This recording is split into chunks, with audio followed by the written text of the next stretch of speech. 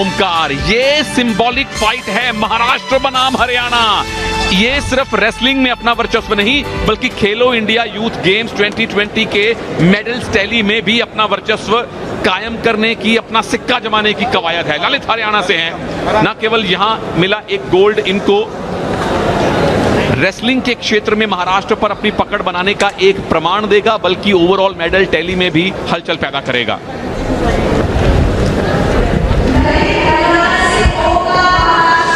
So this is it. It's remember the under 17 boys Greco-Roman contest for the gold. Omkar Patil from Maharashtra walking out. He's in the blue singlet. He goes up against Lalit of Haryana.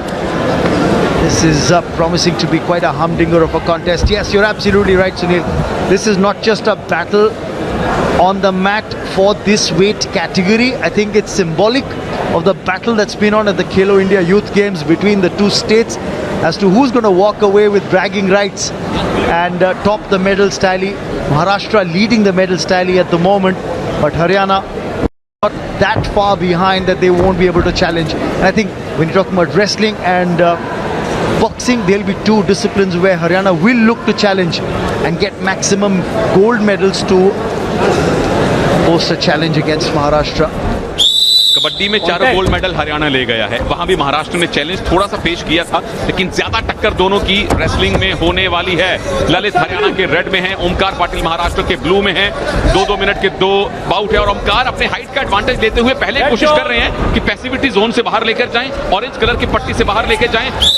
1 point मिले, 2 point मिल गए हैं ललित को take down के। अपने दाव में फंस गए Omkar Patil. Absolutely, because he's taller is Omkar Patil. Lalit was trying to get that throw over the shoulder, and just as he was trying to push, Omkar actually overbalanced and Lalit took advantage of that. This is something that Lalit's going to try and do all through the bout. He doesn't have the height advantage, but he can make it work in his favor. The disadvantage can be an advantage because he can get lower and make Omkar overbalance. Height का फायदा भी है, नुकसान भी है। आप grip बड़ी अच्छी बना सकते हैं विरोधी के कमर पर, लेकिन फिलहाल एकदम दोनों की आर्म्स लॉक्ड हैं और अगर ऐसी ही पोजीशन रही तो दोनों को न्यूट्रल पोजीशन में आने को कहा जा सकता है।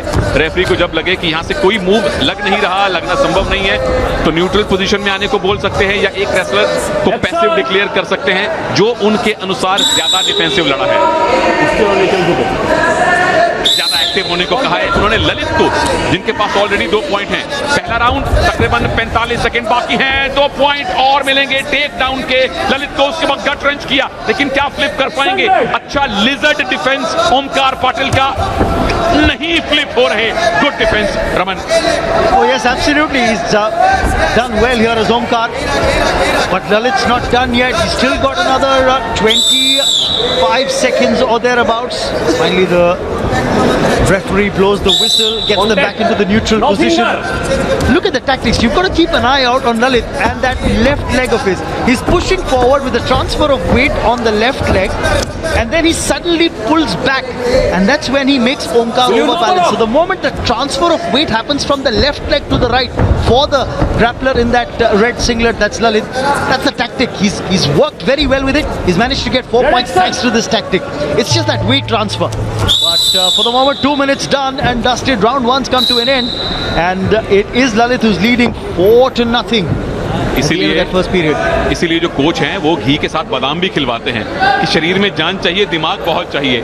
खेल शरीर का है जो दिमाग में लड़ा जाता है। जगदीश काली रमन भाई साहब जैसे बड़े दिग्गजों के साथ हम दोनों को काम करने का मौका मिला है और वो अपनी डाइट बताया करते हैं कि आधा किलो बादाम हम एक दिन में खा लिया करते थे। Yes, I remember having a word with Yogeshwar, asking him what's the kind of diet that he generally follows when he's preparing for a competition. What's the kind of scenario? They're talking about 1,000 almonds per day. Can you think about that? They've got somebody who actually grinds the almonds down and they mix it with milk and keep having that. That's their morning and evening ritual.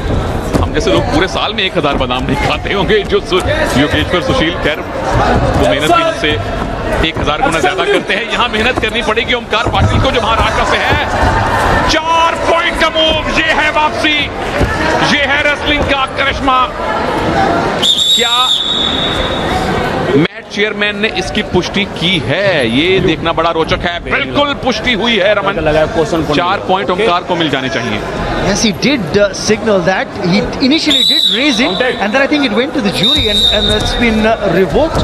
So that takedown actually doesn't stand. You're right, Sunil. The initial reaction from the ref was for 4. The match chairman seemed to be in concurrence, but he's overturned his decision. और team ने कोई challenge भी नहीं किया, team ने कोई challenge भी नहीं किया। यहाँ कोशिश है किस तरह से पिन फॉल किया जाए।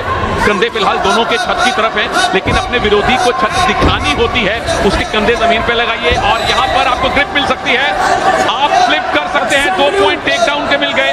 5 में से 3 ज्वाइंट मैट पे लगाने जरूरी है, दो नीज, 2 एल्बोज और एक सर में से। और अब फ्लिप की तैयारियां, गट रेंच की, धार अंदाज की तैयारियां कर रहे हैं महाराष्ट्र के ओमकार पाटिल। अगर हुआ तो 2-2 की बराबरी, नहीं कुछ हो सकता है। उठिए, वापस आइए, न्यूट्रल पोजीशन से फिर स्टार्ट कीजिए। Yes, he's managed 2 points from that move with the takedown, but he's still trailing by 2. Is Omkar Patil. Lalit's leading 4-2. Now got to show his defensive game. How good is he with the defense? He's still got about 45 seconds left on the clock. And no twisting of the fingers. That is exactly what the cautions come through from the referee to Lalit. Wrestling जरूर है, लेकिन यहाँ हिंसक move नहीं लगा सकते, उंगलियां नहीं मोड़ सकते, विरोधी की गर्दन दबोच नहीं सकते, ज्यादा अग्रेशन से बाल नहीं पकड़ सकते, किसी तरह से चोट नहीं पहुंचा सकते। ये सब इलीगल है, इनवैलिड है यहाँ पर। That's why they a lot of times called Greco-Roman wrestling flat finger wrestling as well. बिल्कुल, आपने फ्लैट करके ऑन द मैट अपने विरोधी को डालना है, उसको स्टेडियम की छत दिखानी है, कंधे लगाइए, लेकिन उसके लिए मुझे लगता है मेहनत करनी पड़ेगी। ओमकार के पास एडवांटेज है, लेकिन ओमकार के कंधे मैट पे लगने से पहले इनफैक्ट 2 पॉइंट का इशारा टेक डाउन का उनके पक्ष में कर दिया गया है। क्या अनुमति मिली है रेफरी की, मैच चेयरमैन की? बिल्कुल 4-4 से बराबरी। अगर स्कोर यही रहा रमन, तो ओमकार जीतेंगे, क्योंकि आखिरी पॉइंट उन्होंने स्कोर किए हैं। Under 6 seconds left on the clock. This is it for Lalit. He's going to try and do something desperate. He's trying his best, but Lalit will not be able to score. It's a goal for Omkar Patil, and Maharashtra will walk away with top honors from this bout. Maharashtra ने ना केवल हरियाणा से ज्यादा gold wrestling में लिए हैं, बल्कि overall भी फिलहाल वो टैली में आगे चल रहे हैं। और ये सिंबॉलिक फाइट महाराष्ट्र और हरियाणा की, आखिरी 10 सेकंड में ओमकार पाटिल ने टेक डाउन किया, 2 पॉइंट लिए और लास्ट पॉइंट स्कोर्ड नियम के अनुसार वो गोल्ड मेडल जीते हैं। और हराया किसे? हरियाणा को।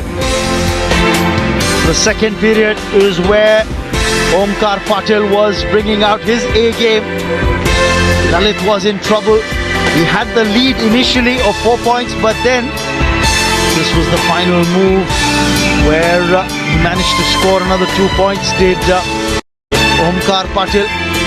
And that leveled the score, and because he had scored the last points, he's the grappler who's been declared victorious. So gold to Maharashtra here. Okay, thank you. One who scores the last point has the last smile. Yes, he's had the last laugh, hasn't he? And so too have Maharashtra walked away with